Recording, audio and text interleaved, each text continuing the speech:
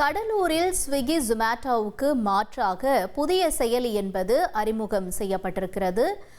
கடலூரில் ஸ்விக்கி ஜொமேட்டோவுக்கு மாற்றாக புதிய செயலி அறிமுகம் செய்யப்பட்டிருக்கிறது. விவரங்களை கேட்டு பெற இருக்கிறோம் நேயர்களே. எமது செய்தியாளர் தேவநாதன் இணைப்பில் இணைகிறார். தேவநாதன், வணக்கம். இந்த புதிய செயலி அறிமுகம் செய்யப்பட்டதற்கான காரணம் என்னவாக சொல்லப்படுகிறது? இதனுடைய முக்கிய தகவல்கள் என்னவாக இருக்கின்றன?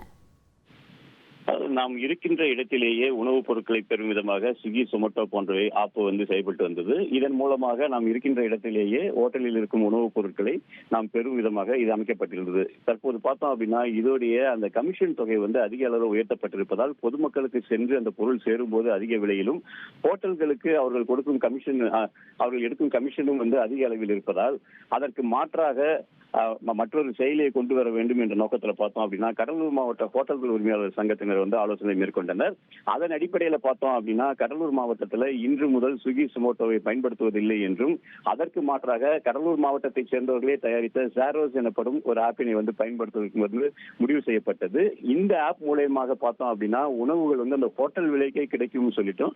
அந்த ஹோட்டல் உரிமையாளர் சங்கத்துடைய தலைவர் பார்த்தோம் அப்படின்னா ராம்கி நாராயணன் தெரிவிச்சிருக்கிறாரு. சாரோஸ் ஆப் தமிழக அளவுலையும் முழு அளவில் கொண்டுட்டு போறதுக்கான பணிகள் தற்போது நடந்துட்டு இருக்கு. தகவல்களுக்கு நன்றி தேவநாதன். ட்ரெண்ட ஃப்ரெண்ட் ஆக்கிக்கோங்க. தந்தி டிவியின் சப்ஸ்கிரைபர்ஸ் அண்ட் ஃபாலோவர்ஸ் குடும்பத்துல நீங்களும் இணையுங்க.